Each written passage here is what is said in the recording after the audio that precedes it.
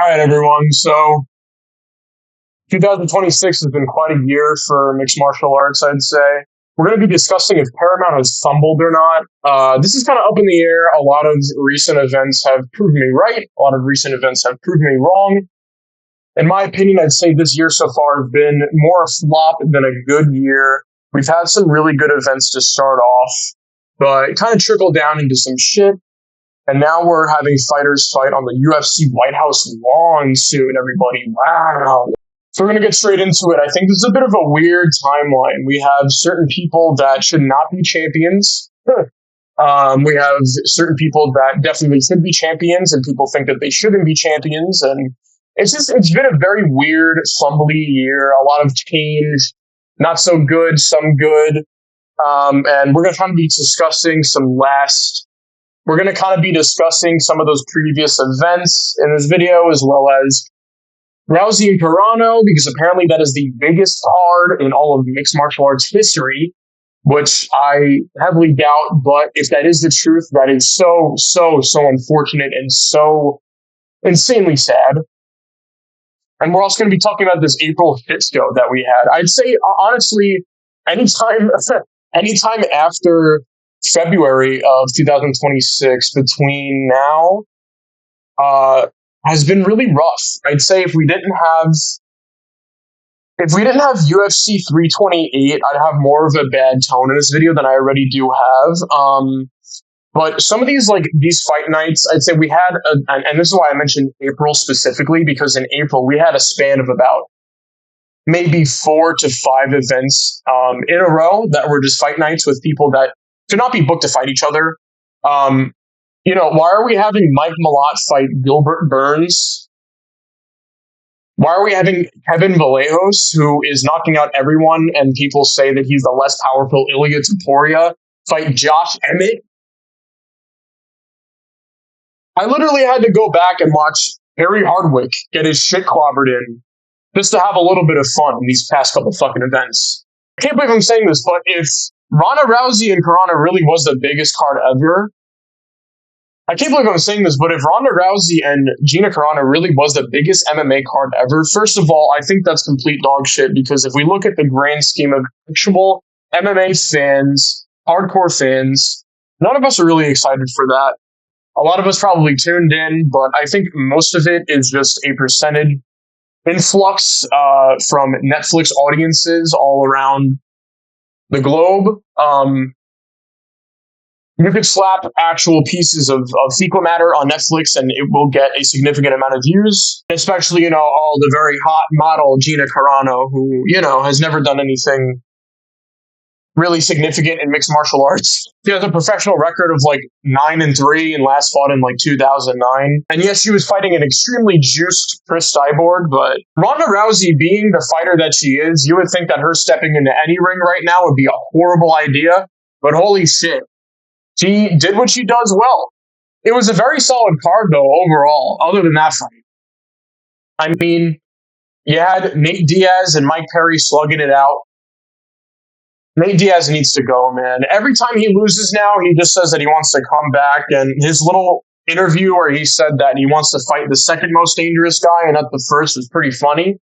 Nate needs to fight some skin grafts. I mean, you could probably blow on the guy hard enough and his skin will fucking flake off. Then Ngannou knocking out Felipe Lins in 2 or 3 minutes. I mean, everyone and their mother saw that one coming. And that kind of leverages me into Jones and Ngannou, because at this little event here, which, by the way, Jake Paul, I know this is not UFC, and this is how successful Jake Paul is as a businessman. I'm going to get on his tip a little bit because I do not like the Paul brothers, but I will admit, Jake Paul having these pretty big names on these cards, he really could cut himself out to be some type of promoter.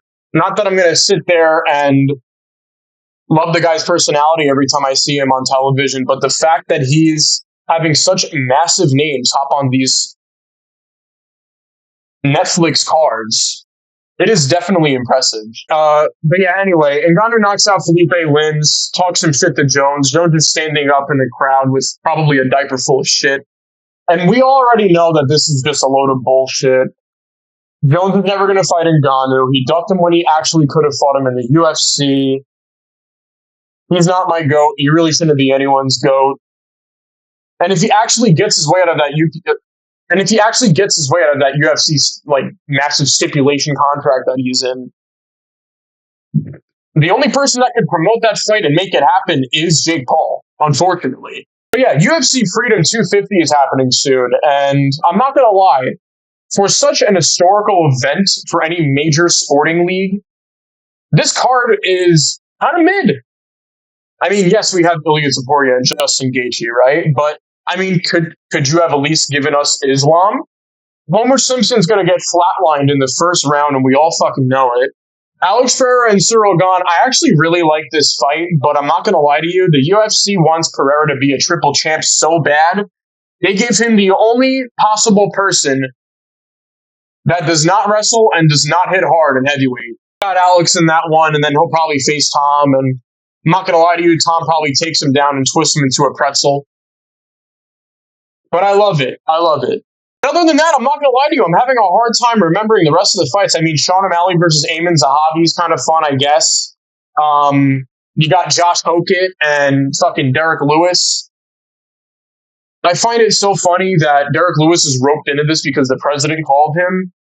Like, you know, that man was eating like baby back ribs and shit and just chilling on his couch and like, what the fuck? Yeah, why couldn't we have more star power? Why is Bo Nickel on the main card? And even if he got knocked down to the prelims, why did this happen twice in UFC history? Why are we trying to promote Bo Nickel so bad?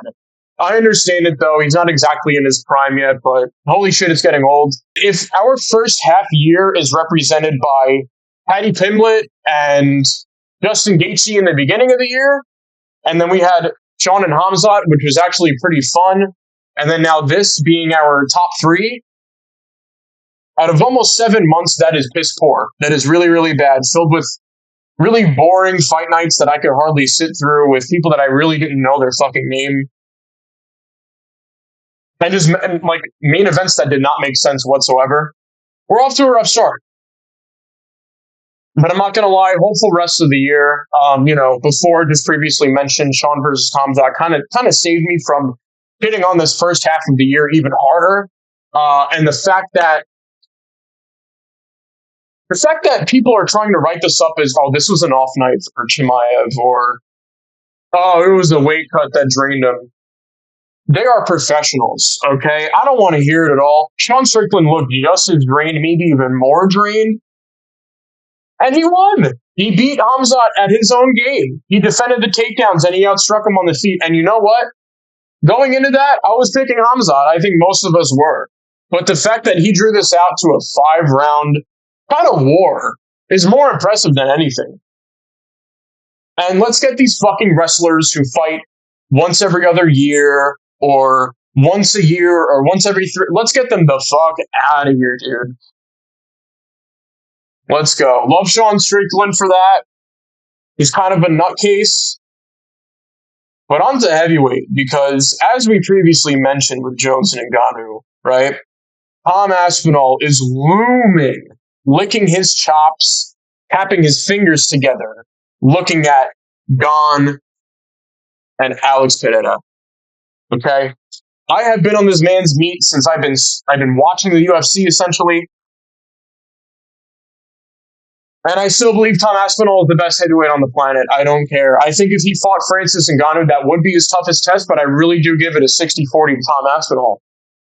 I think that he twists Alex Pereira up like a pretzel in a knot on the floor.